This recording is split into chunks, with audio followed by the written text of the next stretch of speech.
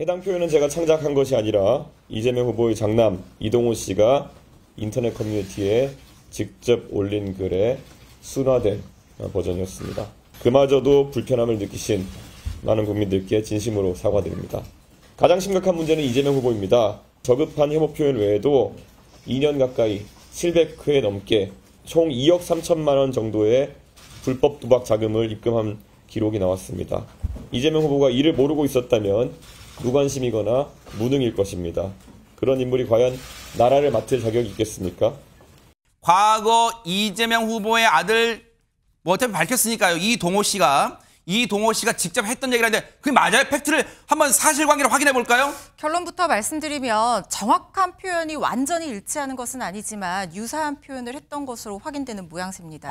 왜냐하면 처음에 이 발언이 나왔을 때만 하더라도 이게 이재명 후보의 아들이 실제로 했던 것이 맞느냐 아니냐, 실제로 한 것이 아닐 수도 있다, 확인되지 않은 사실이다, 이런 얘기들이 나왔었거든요. 네. 그랬더니 이준석 후보가 여기에 반발을 하면서 그 사람이 실제로 인터넷 댓글에 게시한 글을 본인이 순화해서 표현을 약간 바꿔서 얘기한 것이다. 그 증거로 이재명 후보의 아들이 약식 명령으로 처벌을 받은 이 범죄 사실을 공개를 하고 그 공소장까지 공개를 했는데요. 네. 해당 공소장의 범죄 일람표에는 이재명 후보의 아들이 총 4번의 음란 댓글을 게시한 혐의로 약식 명령으로 벌금 500만 원형을 선고받은 그 사실이 있고 그 4개의 댓글 중에 하나가 이준석 후보가 얘기했던 것과 유사한 댓글이 있었던 것으로 확인되고 있습니다. 대선을 5일 앞둔 시점에 과거 문제를 마치 새로운 일인 것처럼 선거에 이용해서는 안 됩니다. 더구나 상대방 후보의 낙선을 목적으로 허위 사실을 유포하는 행태는 용납할 수 없습니다. 사실과 허위 사실을 교묘히 섞어서 했고요. TV 토론에서 했던 그 발언 있지 않습니까? 그 발언은 명백한 허위 발언입니다. 무엇이 사실이고 무엇이 허위였다는 거예요? 뭘 섞었다는 거예요? 그래서? 네, 조승래 대변인이 브리핑을 마치고 기자들과 이제 이야기를 나누면서 설명한 부분을 좀 빌어서 설명을 드려야 될 것 같습니다. 일단 이준석 후보가 저질 음란 공세를 하다 보니까 창작을 했다. 그 문구를 창작을 했다라고 표현을 합니다. 물론 이 부분에 있어서 이준석 후보는 창작이 아니다라고 반박을 하고 있죠. 그리고 여성 혐오 표현이라고 하는데 여성 대상이 아닌 이를 여성 혐오로 둔갑시키기 위해서 성을 바꿔버렸다라고 조승래 대변인은 설명을 합니다. 물론 여성 혐오이든 남성 혐오이든 그것이 중요한 부분은 아니겠습니다만 일단 조승래 대변인의 말한 취지를 보자면 일단 이준석 후보의 공격적 발언은 다분히 그 의도가 있고 계획적이었다라는 것을 주장하기 위해서 이런 표현을 했던 것으로 보이고요. 그리고 무엇보다도 이준석 후보가 그 언급한 표현 같은 경우에는 그 댓글 자체도 이재명 후보의 장남이 썼는지는 명확하지가 않다라고 이 부분까지도 반박을 했습니다.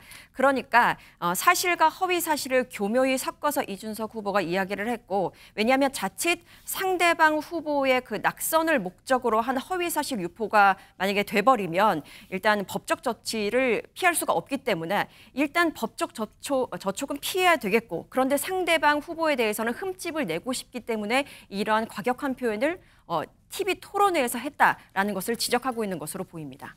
이해가 안 지금 무슨 말인지 이해가 잘 안 되는 분들 많으실 거 아니에요?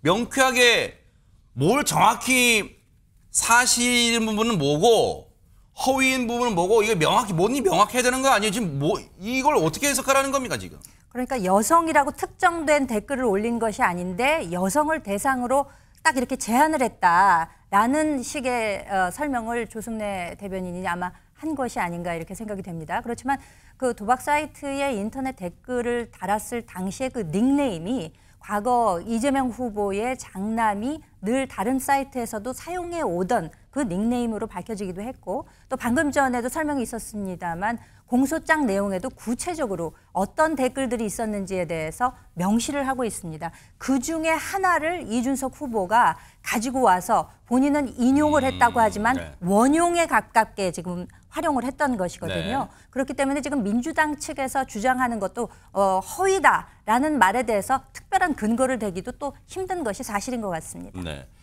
이준석 후보의 주장은 지난 과거의 일이며 국민들께서 이미 판단을 내린 일입니다. 지난 2022년 대통령 선거에서 불거진 일로 당시 이재명 후보는 대통령 후보로서 자식을 둔 아버지로서 국민들 앞에 사과했습니다. 제 가족들과 관련해서 매우 불미스러운 일이 발생했습니다. 자식을 가르치는 부모 입장에서 참으로 죄송하다는 말씀을 드립니다. 앞으로 이런 일 발생하지 않도록 배전의 노력을 기울이겠다는 말씀을 드립니다.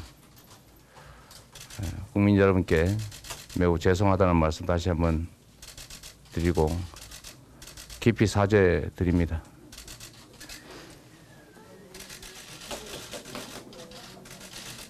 그때 당시 이준석 후보는 국민의힘의 당대표 아니었어요? 그렇습니다. 그러면 저 장면 봤을 거 아니에요. 근데 왜 뭔가 지금 이재명 후보가 아들 문제에 대해서 얘기를 안 한다 뭐 그런 취지로 얘기를 했을까요? 이미 이제 본인이 그 TV 토론에서 한 발언이 네. 지금 좀 지탄의 대상이 되고 있지 않습니까? 그러니까 이준석 후보의 입장에서는 이 문제의 본질이라고 하는 것은 본인이 한 발언이 아니라 네. 원래 그 이재명 후보의 가족의 일탈 혹은 도덕성 검증 이것에 대한 그 책임 이것이 문제의 본질이라는 점을 대비해서 강조하고자 하는 것이 아닌가 싶습니다. 네. 말씀하셨다시피 지난 20대 대선 당시에 네. 그 직전에 2021년 12월에 이미 입장문을 통해서 아비로서 그 자식의 잘못된 점에 대해서 사과를 한 바가 있고 또 당시에 그 인터넷 언론 등의 공동 인터뷰를 통해서도 가족들에 대한 문제에 대해서 앞으로도 뭐 무한 검증을 하겠다라는 네. 차원의 입장을 밝힌 적도 있기는 합니다. 네. 그렇지만 그 이후에 이제 법적으로 그 약식 명령을 통해서 500만 원의 벌금형이 나오기도 했고 네. 또 이번에 TV 토론 과정에서 후보들 간에 공방이 이어지다 보니까 네. 그 공직자 어떻게 보면 최고위직인 공직자가 되겠다고 하는 그 후보 혹은 가족들의 도덕성 검증에 대해서 이준석 후보가 지적하려고 했는데 그 발언 자체가 지나친 표현이 포함되어 있어서 그 자체가 혐오 발언으로 인식되는 것에서 문제가 비롯되지 않았나라고 생각이 됩니다. 이재명 후보의 아들에 대한 두 가지 문제 있었잖아요. 불법 도박과 음란 글을 올린 걸로 합쳐서 벌금 500만 원 선고받았다는 거 아니에요? 그럼 지금 무엇에 대해 두 가지를 다 언급한 거 이게 두루뭉술한 거 아니에요? 뭡니까 이거? 뭐에 대해서 사과한 거예요? 그때 당시 이재명 후보는 뭔가를 정확하게 특정해서 사과하기는 좀 어려운 상황이 아니었나는 생각이 듭니다. 왜냐하면 그때도 이슈가 있었기는 했지만 정확하게 이 부분에 대한 어떤 처벌이 확정되거나 뭐 이랬던 그 시점 당시에는 그랬던 상황 아니었던 걸로 제가 기억을 하고 있거든요. 그러다 보니까 이 부분이 이재명 후보로서 뭔가 문제가 있고 도덕성이 어떤 흠집이 나는 부분이고 그리고 아들을 제대로 책임지지 못했다는 것에 대해서 이슈가 되기 때문에 일단 사과를 할 필요는 있다는 생각은 했겠지만 네. 그 시점으로서는 정확하게 이 부분에 대해서 다 하나하나 언급을 한다는 것도 사실 전략상 그렇게 좋지 않은 전략이라는 생각이 들고요. 그래서 지금 이게 다시 수면 위로 올라오는 부분에 대해서는 그때 이미 사과를 했다라고 얘기를 하지만 그때 네. 당시로서는 이걸 범죄 사실을 하나하나 아비로서 언급하는 것도 좀 적절하지 못했을 거라는 생각이 들고 일단 논란을 잠재우기 위해서 네. 아버지 된 도리로서 그리고 대선 후보로서 사과를 하는 차원이 아니었나 하는 생각이 듭니다.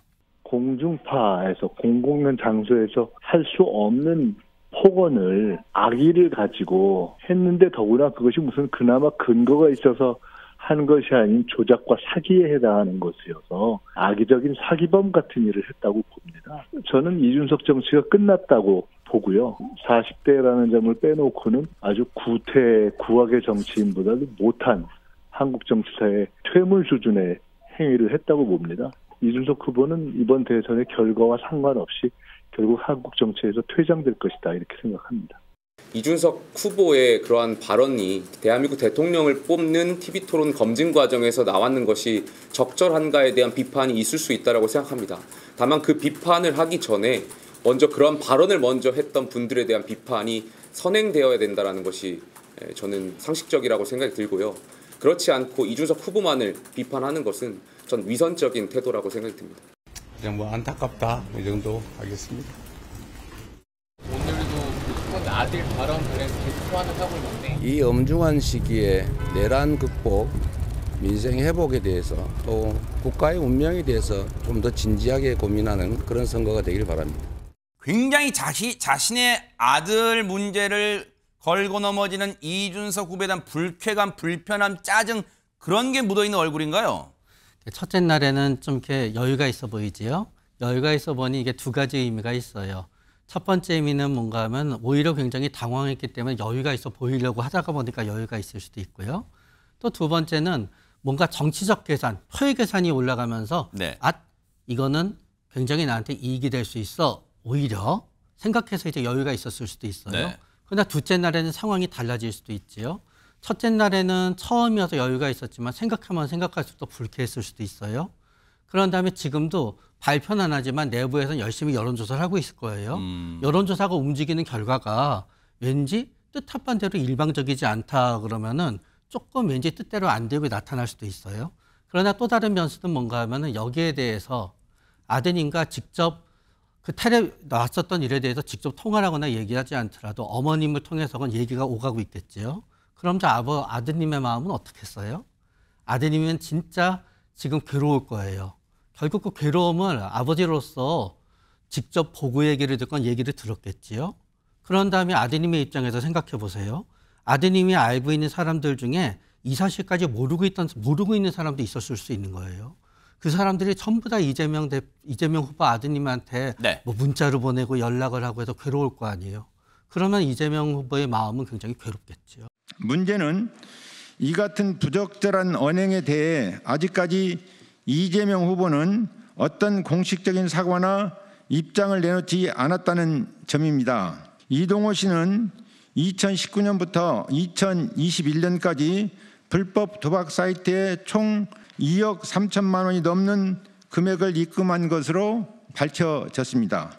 하지만 그가 신고한 재산은 2019년 부친 이재명 후보로부터 증여받은 4,916만 원뿐이며 나머지 1억 8천만 원의 자금 출처는 여전히 확인되지 않고 있습니다.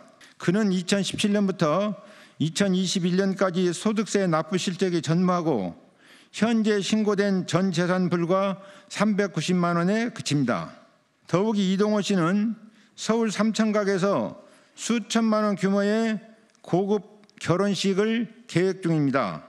이는 허위 재산 신고 또는 자금 세탁에 대한 국민적 의구심을 낳고 있으며 철저한 조사가 요구되는 지점입니다. 2억 3천만 원이라는 거예요. 그 돈이 어디서 났냐? 지금 그 출처를 묻는 것 같습니다. 문제 삼는 것 같습니다. 그렇습니다. 저 장영하 국민의힘 중앙선대위 진실대응 전략단장이 오늘 기자회견을 했는데요. 이분은 과거 굿바이 이재명이라는 책의 저자로도 알려져 있을 정도로 이재명 후보와는 상당히 각을 세워온 그런 전력이 있는 분입니다. 네. 지금 불법 도박 혐의와 조세 포탈 혐의에 대해서 이의를 제기하고 있는 거거든요.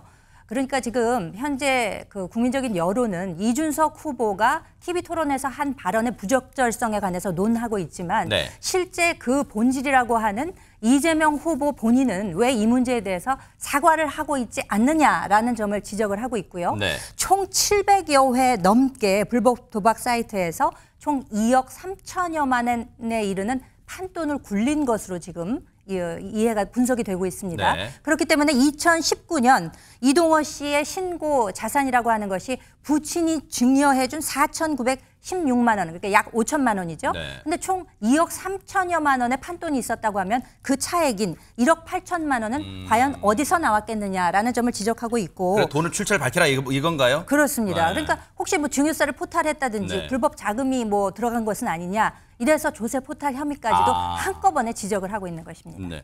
안진용 기자님, 지금 이준석 후보의 마지막 3차 TV 토론 때 발언이 지금 불똥이 다른 곳까지 튀면서 확전되는 모양새인데 지금 이준석 후보의 발언 관련 뭐 진정이 쇄도하고 있다 이런 기사가 나왔어요 지금. 네, 말씀하신 대로 이준석 후보의 토론회 발언 이후에 그 후폭풍이 거셉니다. 국가인권위에는 오늘 오전에 확인된 것만 35건의 현재까지 진정이 제기가 됐습니다. 그 내용을 말씀드리면 해당 발언이 단순한 실언이나 실수로 치부될 수 없는 계획적 혐오 표현이며 선거 과정과 공론장에서 여성과 사회적 소수자에 대한 차별과 혐오를 확산시켰다는 점에서 인권 침해 행위로 판단하고 인권위 조사를 촉구한다는 내용이었습니다. 지금 정치권과 언론은요, 김묘성 기자님, 사실 지금이 여론조사 공표를 못하는 즉 금지 기간이잖아요. 그러다 보니까 저게 표심에 어떻게 여론에 어떻게 영향을 미친지는 우리가 언론 보도를 통해서 알 수는 없지만 저게 정말 막판에 커다란 변수가 될까 많은 분들 궁금해할 수는 있어요. 그러면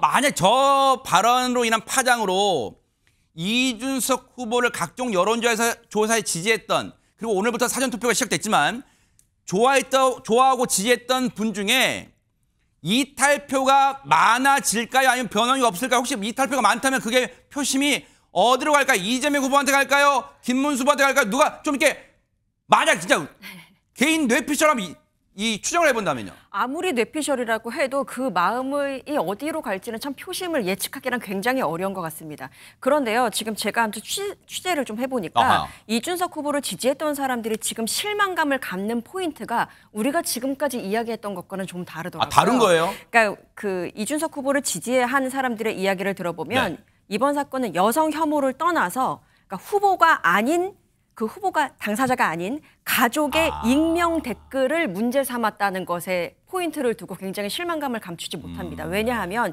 이준석 후보는 여태까지 계속 정치인과 그 가족은 분리해서 생각해야 된다고 누누이 강조를 해왔거든요. 네. 그러다 보니까 엄숙주의자뿐 아니라 자유주의 청년 보수 정치인이다라고 지지를 했던 그 사람들의 마음도 지금 좀 실망을 하고 있다라는 추세로 보여집니다. 네. 하지만 말씀드렸던 대로 그 표심이 어디로 갈지 예측하기는 굉장히 어렵고요. 정치에 아무리 정이 떨어져도 네. 일단 민주주의의 가장 큰 꽃 권력은 표심이잖아요. 표잖아요. 투표니까 꼭 여기에 참여하셨으면 좋겠다라는 말씀으로 가름하려고 합니다.